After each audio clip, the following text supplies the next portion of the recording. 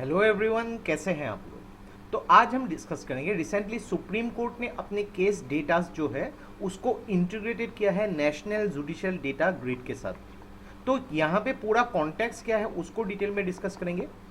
ये जो national judicial data grid क्या है इसको डिस्कस करेंगे, इसके सिग्निफिकेंस क्या क्या है, हमारे देश में कितने पेंडेंसी केसेस जो है उसके स्टेटस क्या क्या है, और इसके साथ जो है ई कोर्ट के जो कॉन्सेप्ट है उसको भी, उसके अलग अलग इनिशिएटिव्स के बारे में डिस्कस करेंगे। तो देखिए, आपके GS2 पेपर में जो इंडियन पॉलिटी है उस पॉइंट ऑफ व्यू के हिसाब से बहुत ही इंपॉर्टेंट वीडियो होने वाली है। तो इस वीडियो को अंत तक बिल्कुल देखते रहिएगा।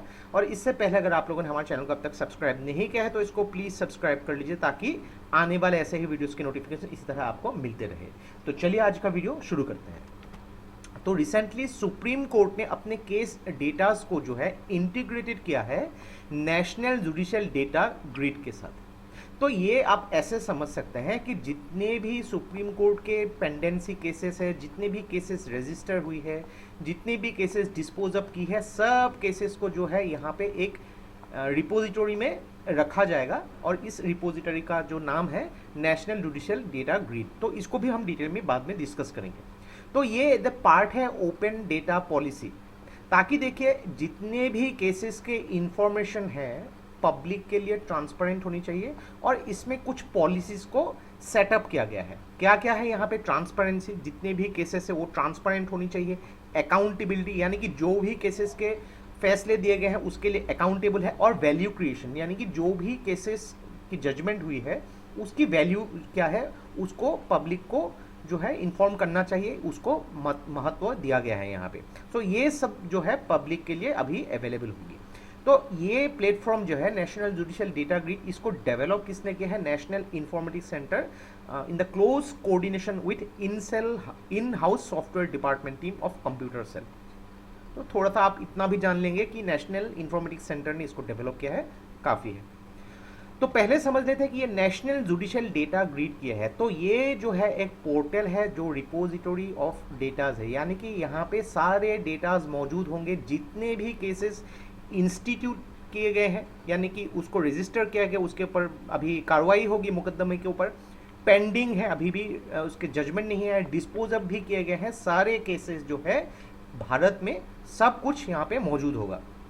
तो यहाँ पे जितने भी ऑर्डर, जजमेंट और केस डिटेल्स लगभग अगर देखा जाए 18,735 जो डिस्ट्रिक्ट सबऑर्डिनेट कोर्ट्स और हाई कोर्ट्स, उसको भी ई कोर्ट्स प्रोजेक्ट के अंदर यहाँ पे देखा जा सकता है। यानी कि अगर देखें पर्टिकुलर किसी स्टेट के किसी डिस्ट्रिक्ट कोर्ट या फिर सबऑर्डिनेट कोर्ट या फिर किसी भी हाई कोर्ट के अगर यहाँ पे केस डिटेल्स या जजमेंट को भी देखा जाए, उसको भी देखा जा सकता है। तो इसमें देखिए कि रियल टाइम डेटा मौजूद होगा up to the taluka level, यानी कि देखिए कि एक केसेस जजमेंट हो गई और उसको इमीडिएटली वहाँ पे रखा जाएगा।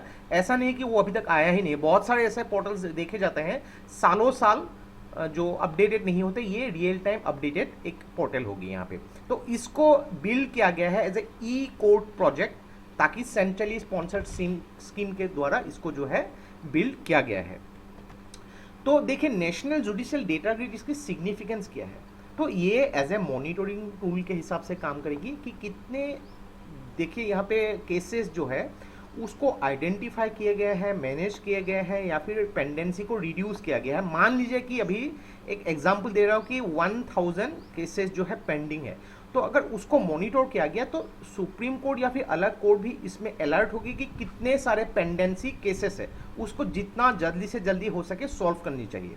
नेक्स्ट यहाँ पे अगर बात करेंगे, यहाँ पे कुछ कुछ स्पेशल जुडिशियल प्रोसेस की बॉटलनेक को चेक किया जा सकता है। यानी कि मान लीजिए लैंड डिस्प्यूट हो गई यहाँ पे, या फिर कहीं पे अगर मान लीजिए किसी क्रिमिनल प्रोसीडिंग्स की अगर बात हो रही है यहाँ पे, तो ऐसे सिचुएशन में अगर पर्टिकुलर एक केसेस की जो पैटर्न अगर सेम हो तो उसके लिए भी बाद में जो है पॉलिसी या फिर कुछ कुछ फॉर्मुलेशन सेंट्रल लेवल पे या स्टेट लेवल पे जनरेट की जा सकती है, ताकि पर्टिकुलर उस सिस्टम को कम किया जा सके।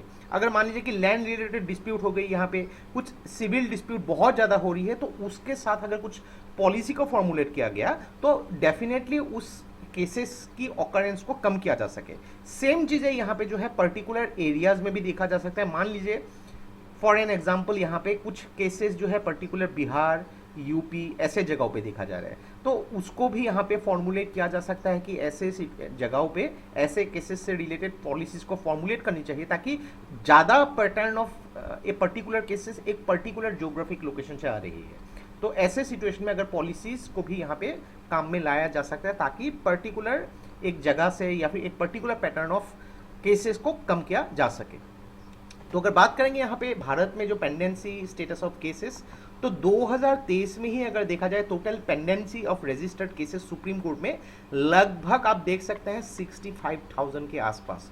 ये एक बहुत ही बड़ा नंबर है अगर देखा जाए कितने लाखों लोग जो है यहाँ पे एसोसिएटेड है।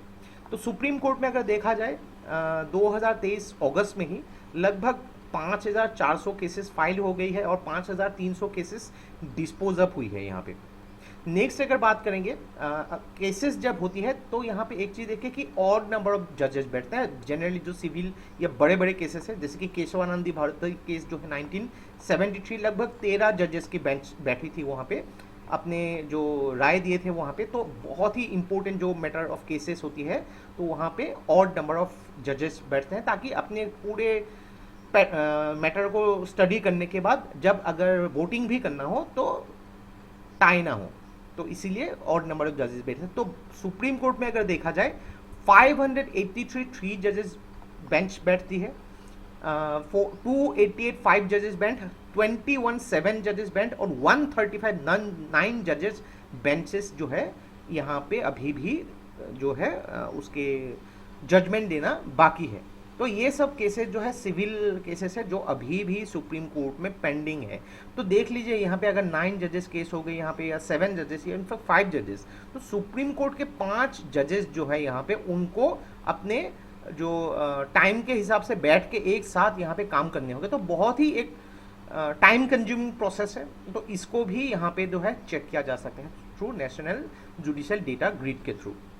अगर बात करेंगे यहाँ पे ई कोर्ट के अलग अलग इनिशिएटिव कुछ, जैसे कि केस इंफॉर्मेशन सॉफ्टवेयर हो गई, यहाँ पे वर्चुअल कोर्ट्स हो गई, यहाँ पे वीडियो कॉन्फ्रेंसिंग हो गई, वीडियो कॉन्फ्रेंसिंग के द्वारा बहुत कुछ चीज़ें की जा सकती है, national services and tracking of electronic processes, then supreme court portal for assistant in courts efficiency. ये सब भी जो है कुछ कुछ इनिशिएटिव्स लिए गए हैं ताकि ई कोर्ट के थ्रू जो है केस को भी जल्दी से जल्दी उसको जो है उसके जजमेंट या फिर उसके पेंडेंसी को ख़त्म किया जा सके। तो ये था हम लोग का complete analysis regarding the national judicial data grid. तो देखिए एक चीज़ आपको कभी कभी पूछे जा सकते हैं, हमारे देश में जुडिशरी तो बहुत स्ट्रॉन्ग है, लेकिन जो पेंडेंसी ऑफ केसेस है ये एक बहुत ही सोचने वाली बात है। केस की जजमेंट तो मिलती है लेकिन सालों साल लग जाते हैं और बहुत ही टाइम कंज्यूमिंग। तो क्या होता है, जो भी यहाँ पे अफेक्टेड लोग हैं उनको सफ़र करना पड़ता है, भले ही उनको जस्टिस मिले लेकिन सफ़र करना पड़ता है। उस चीज़ को कम करने की कोशिश की जा रही है through national judicial data grid. तो आशा करते हैं इस वीडियो से आपको बहुत कुछ चीज़ें सीखने को मिला होगा, और ये वीडियो अगर आप लोग को अच्छा लगे इसको प्लीज़ लाइक कीजिए, इसको सब्सक्राइब कीजिए, इसको शेयर कर दीजिए। तो आज के लिए बस इतना ही। Enjoy your Sunday, take care, thank you and Jai Hind.